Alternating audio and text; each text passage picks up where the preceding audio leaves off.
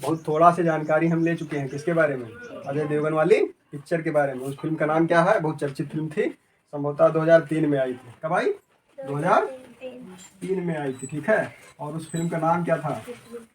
इतिहास नाम था। क्या नाम था? इतिहास।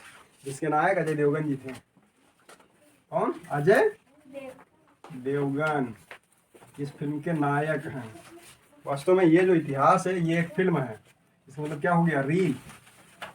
लेकिन हमको जानना है किसके बारे में? रियल के बारे में, जो वास्तविक है, ठीक है। फिल्में भी समाज का आईना होती हैं। जो भी पिक्चर बनती हैं कहीं ना कहीं समाज से ही आधारित होती हैं, समाज पर आधारित होती हैं, और समाज से ही घटनाओं को लिया जाता है, इसके बाद फिल्म में प्रदर्शित किया जाता है, ठीक है। तो ये तो खैर अलग बात हो गई, लेकिन वास्तव में हमको क्या जानना है? इतिहास के बारे में जानना है। इतिहास को इंग्लिश में क्या कहा जाता है? हिस्ट्री कहा जाता है। अब है क्या इतिहास? ये है आदमी। किस समय का? बीते समय का। ऐसे समय का? बीते समय का। और ये अकेला आदमी नहीं है, इनके साथ बहुत सारे लोग हैं। क्या हैं? बहुत सारे लोग। तो इनके बारे में एक क्रमबद्ध अध्ययन, क्रमबद्ध का मतलब समझ रहे हैं, जैसे ए के बाद बी, बी के बाद सी, सी के बाद डी, या 1 के बाद 2, 2 के बाद 3, 1 के बाद 100। तो क्रमबद्ध का मतलब क्या हुआ? सिस्टमेटिक ढंग से, आर्डर के रूप में। तो बीते समय के लोगों के बारे में क्रमबद्ध, ठीक है। क्या है? कहानी है। ये जो कहानी है, इस कहानी को समझने का और जानने का साधन क्या है? इतिहास। समझ में आ गया? तो एक तो हो गया इतिहास अजय देवगन वाली फिल्म, और दूसरा क्या है? इतिहास, बीते हुए समय के लोगों के बारे में कहानी। कंफर्म? अच्छा भाई, अब थोड़ा और जान लीजिए कि आखिर बीते हुए समय के बारे में हम कैसे जानते हैं, या जो लोग आए और चले गए इस पृथ्वी को छोड़ करके, कहाँ ऊपर ट्रांसफर हो गया उनका, पृथ्वी से कहाँ? सीधे सीधे अंतरिक्ष में चले गए, पता नहीं चला। कहने का मतलब ये है कि इस पृथ्वी पर हमसे पहले भी मानव थे, और जो मानव थे उनसे पहले भी मानव थे। तो उनके बारे में हमको जानकारी कहाँ से मिलती है? किससे मिलती है? इतिहास से मिलती है। कौन से इतिहास से? ये जो इतिहास हम पढ़ रहे हैं इससे मिलती है। या जो भी वस्तुएं हमको प्राप्त होती हैं खुदाई से, या जो भी पुरातत्ववेत्ता लोग होते हैं, खोज करते हैं, या हिस्टोरियन होते हैं, ठीक है, उससे हमको जानकारी मिलती है। नई नई खोजें, लगातार रिसर्च अनुसंधान चला करता है, उन्हीं से जानकारी हमको मिलती है। अब आगे थोड़ा और बढ़ेंगे तो जानेंगे हम कि हमारे पास जो सामग्री उपलब्ध है, यानी उपलब्ध सामग्री, ठीक, इसके आधार पर इतिहास के काल को या समय को 3 भागों में बांटा गया। कितने भागों में बांटा गया? 3 भागों में बांटा गया। कौन बताएगा भाई? एक हो गया पूर्व या प्राक ऐतिहासिक काल, ऐतिहासिक काल। दूसरा हो गया आद्य ऐतिहासिक काल, आद्य ऐतिहासिक काल, ठीक है। और तीसरा हो गया ऐतिहासिक काल। क्या हो गया? ऐतिहासिक काल। खाना वाना खा के ना आया होगा, कुछ बोल दो, चाय वाय पी के आया हो तो थोड़ा बहुत एनर्जी तो होगा करी, ग्लूकान डी वाली। तो उपलब्ध सामग्री के आधार पर इतिहास के काल का जो विभाजन है कितने भागों में है? कौन बताएगा? 3। पहला कौन सा? पूर्व या प्राक ऐतिहासिक काल। दूसरा आद्य ऐतिहासिक काल। तीसरा ऐतिहासिक काल। अब समझ लीजिए ये शब्द थोड़ा कठिन या बड़े बड़े लग रहे हैं, ठीक है। ये जो शब्दों का समूह है कुछ बड़ा लग रहा है, कुछ कठिन लग रहा है, उच्चारण में कठिन लग रहा होगा। है क्या ये पहला वाला? जो पहला वाला है ये ऐसा समय है जिसके बारे में हमारे पास कोई लिखित सामग्री उपलब्ध नहीं है। हमको जो भी जानकारी मिलती है केवल वस्तु के आधार पर मिलती है। किसके आधार पर? और ये जो वस्तु हमको मिलती है कहाँ से मिलती है? खुदाई से मिलती है। खुदाई हम कहाँ करते हैं? बड़े बड़े पुरास्थल या प्राचीन स्थल, जैसे लक्ष्मणपुर गांव में रह रहे हैं, ठीक है। सुधीर श्रीवास्तव जी के मकान का अवशेष है, अगर इसकी खुदाई की जाए तो आपको अगर कुछ नहीं मिलेगा, सोना या चांदी ना मिले, लेकिन उस जमाने के जो ईंट हैं वो ईंटें जरूर मिल जाएंगी। इस समय क्या है, जो एकता भट्ठा सामने लगा हुआ है उसके ईंट बहुत छोटे हैं, ये प्लस करके है। और जो सुधीर श्रीवास्तव वाला मकान है उसमें क्या है, ईंटें बहुत मोटी हैं और कैसी हैं, पतली हैं, चौड़ी हैं, कई तरीके की ईंटें, पुरानी ईंटें हैं। तो खुदाई से हमको क्या मिलता है? वस्तु मिलती है, और इसी वस्तु के आधार पर हम निर्धारित कर देते हैं एक समय को, जिसे प्राक या पूर्व ऐतिहासिक काल कहा जाता है। दूसरा जो समय है इसमें क्या है कि लिखित सामग्री है, ठीक है, लेकिन हम उसको अभी तक पढ़ नहीं पाए। तब ऐसे समय को आदि ऐतिहासिक काल कहा जाता है। जैसे इंडस वैली सिविलाइजेशन या सिंधु सभ्यता या हड़प्पा सभ्यता के जो भी हमको लेख मिले या अभिलेख मिले, जो भी लिखित चीज़ें मिली, उसको आज तक हम लोग पढ़ नहीं पाए, ठीक। और तीसरा क्या है, इस समय का लिखित सामग्री भी है और हम लोगों ने क्या किया, पढ़ भी लिया, तब हम ऐसे समय को ऐतिहासिक काल कहते हैं। इसका मतलब यह हुआ कि लिखने की कला के आधार पर ऐतिहासिक काल का विभाजन किया गया। अब आप लोग के दिमाग में ये चल रहा होगा कि भाई अगर पहले वाले में यहाँ कोई लिखित सामग्री हमको नहीं मिली तो इसका मतलब क्या इन लोगों का इतिहास नहीं है? अरे भाई, अगर ये लोग लिखना नहीं जानते थे तो कुछ ना कुछ बनाना जानते थे। बनाने का मतलब ये हुआ कि कुछ नहीं आदमी बनाता है तो क्या बना देता है, चित्र बना देता है खाली समय में। और चित्र भी कई प्रकार के हो सकते हैं। चित्र में व्यक्ति मनुष्य को बना देगा या जानवरों को बना देगा। तो इनके आधार पर, इन चित्रों के आधार पर क्या होता है, धीरे धीरे भाषा का विकास हो जाता है। हिंदी ग्रामर या इंग्लिश ग्रामर में आप पढ़ेंगे तो ऐसे ही धीरे धीरे लिखने की कला का विकास हुआ और इतिहास का निर्धारण होता चला गया। ये संक्षिप्त जानकारी है। अब बात है लिखने की कला का विकास। तो हमारा एक पड़ोसी देश है चीन। कौन सा पड़ोसी देश है? चीन। बहुत गजब का पड़ोसी है। इसने क्या किया, साटन के कपड़ों पर लिखना शुरू कर दिया। लेकिन हमारे भारत वाले बहुत होशियार थे। इन लोगों ने कहा चलो कोई बात नहीं, हमारे यहाँ कागज नहीं है या साटन का कपड़ा नहीं है तो कोई बात नहीं है, हम दूसरी चीज़ पे लिखेंगे, जुगाड़ से लिखेंगे। अब जुगाड़ में भारत में क्या हुआ कि ताड़पत्र पर लिखा गया। किस पर लिखा गया? इसके बाद किस पर? भोजपत्र कि भोजपत्र, भोजपत्र पर लिखा गया। फिर लिखा गया ताम्रपत्र। किस पर लिखा गया? ताम्रपत्र। फिर स्तंभ लेख, स्तंभ, और इसके बाद शिलालेख। तो इन सब चीज़ों या वस्तुओं पर लिख करके इतिहास के बारे में हमको जानकारी मिल जाती है। भारत या भारत के आसपास की जितनी सभ्यता है उनके बारे में जानकारी। चीन ने क्या किया, साटन के कपड़ों को लिखना शुरू कर दिया। बहुत खतरनाक पड़ोसी देश है। पाकिस्तान तो खतरनाक है ही, लेकिन ये सबसे ज़्यादा खतरनाक है, ठीक है। बौद्ध धर्म का विकास हुआ भारत में, ठीक है। बौद्ध धर्म का विकास हुआ भारत में। बौद्ध धर्म के जो धार्मिक गुरु महात्मा बुद्ध, ठीक, उनका ज़्यादातर समय बीता कहाँ? भारत में या नेपाल में। बौद्ध धर्म को मानने वाला कौन है? चीन है। लेकिन इसी चीन ने भारत पर अटैक कर दिया था कब? 1962 में। तो कौन खतरनाक हो गया भाई? चीन। कभी कभी पड़ोसी भी खतरनाक हो जाते हैं। तो ऐसे खतरनाक पड़ोसी से क्या करना है? अच्छे से निपटना है, ठीक है। अच्छे से निपटने के लिए क्या करना होगा? आपको पढ़ना होगा। जब आप पढ़े लिखे रहेंगे तभी तो अच्छे नागरिक बनेंगे। अच्छे नागरिक बनेंगे तो देश का विकास होगा। पता लगा कि पढ़ाई लिखाई टाइम में गुल्ली डंडा खेलत हो, रिंगा बुल्ला, तब का होगी? मामला सब गड़बड़ाएगी।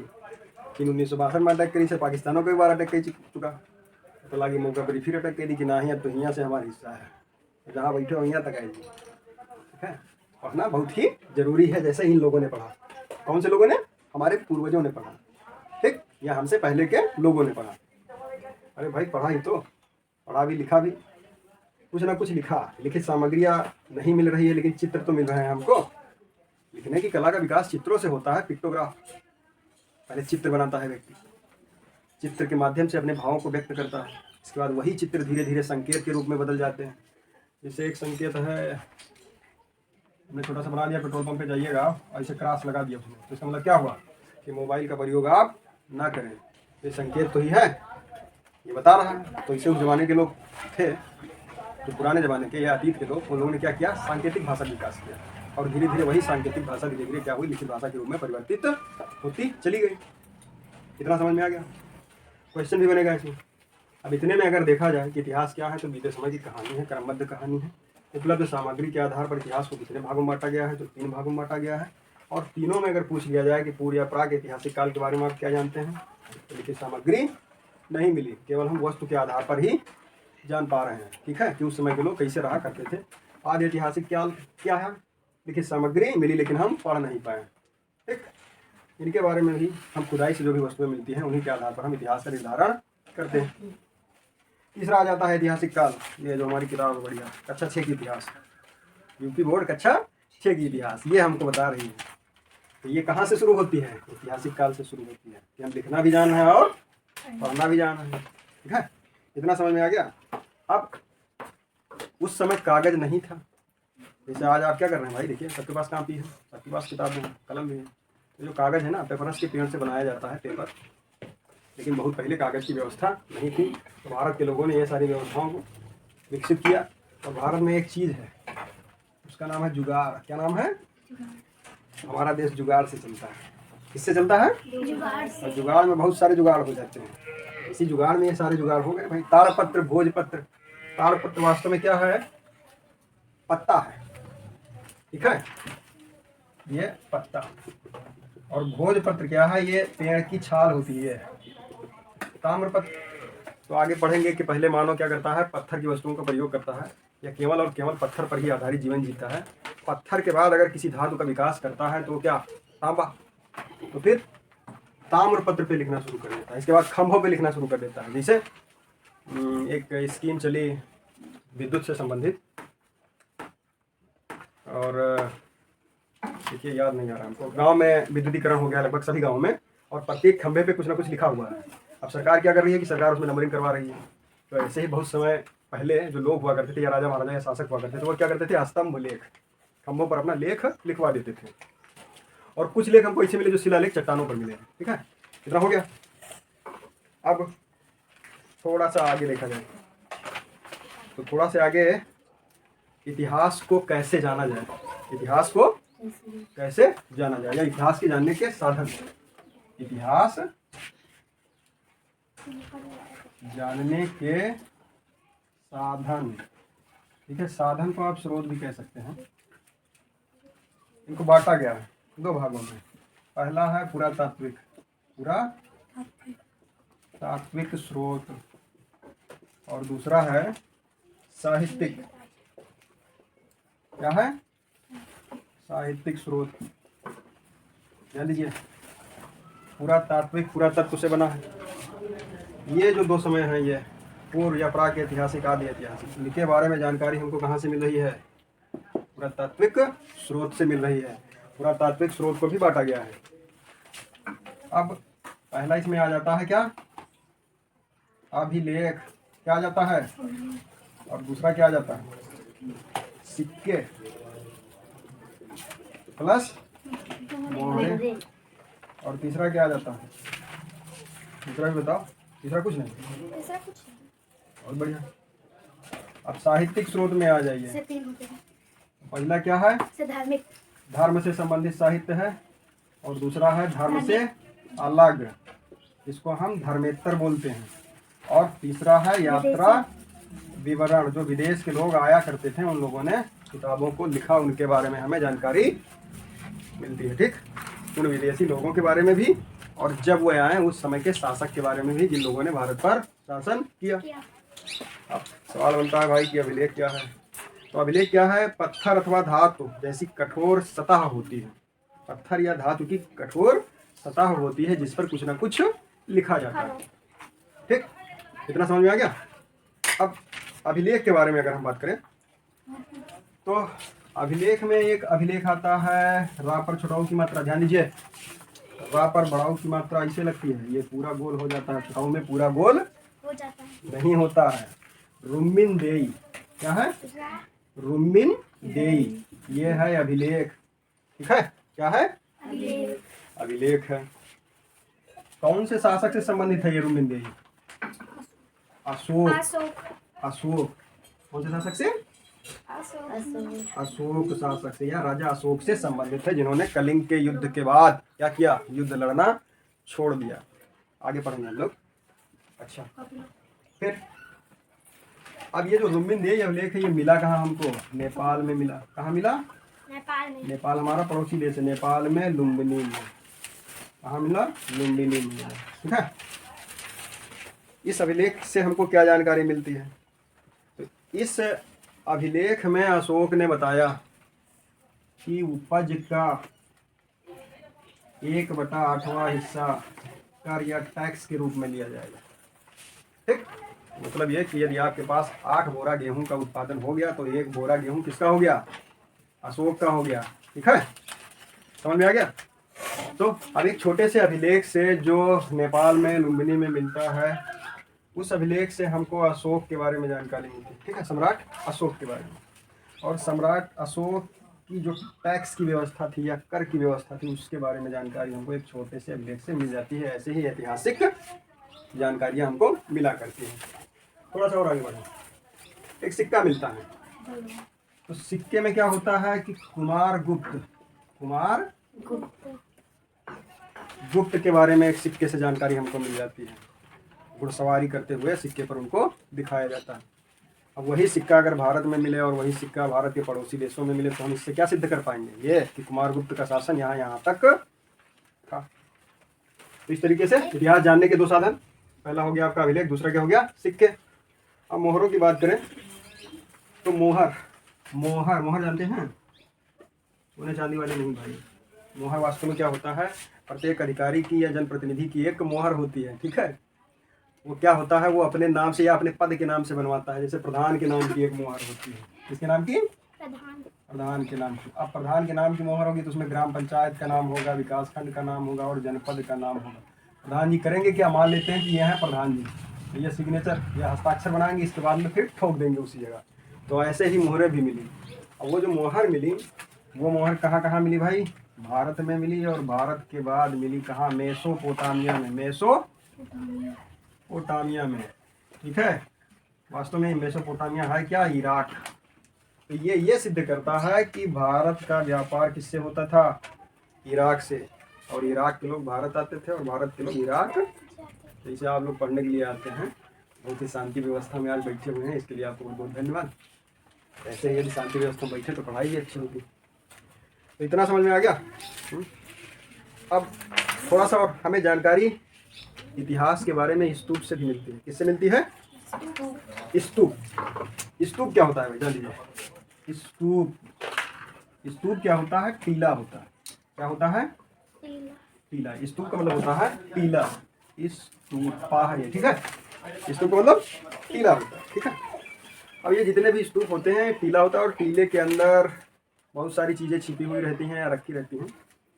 जैसे महात्मा बुद्ध या गौतम बुद्ध या सिद्धार्थ से संबंधित बहुत सारी जानकारी हमको स्तूप से मिलती है।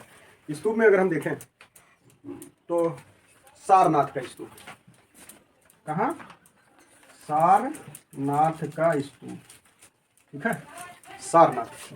अब ये जो सारनाथ का स्तूप है, ये मौर्य वंश के शासक अशोक ने इसका निर्माण करवाया। किसने? अशोक ने। यही अशोक जो मौर्य वंश के शासक हैं, सारनाथ के स्तूप बनवाते हैं। और सारनाथ के स्तूप में हमें जानकारी मिलती है किसके बारे में? गौतम बुद्ध के बारे में या बौद्ध धर्म से संबंधित जानकारी हमको मिल जाती है। एक स्थान आता है धौलावीरा। क्या आता है? धौलावीरा।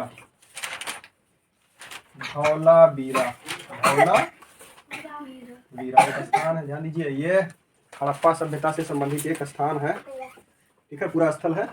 वर्तमान में ये है कहाँ भाई? गुजरात में। कहाँ है?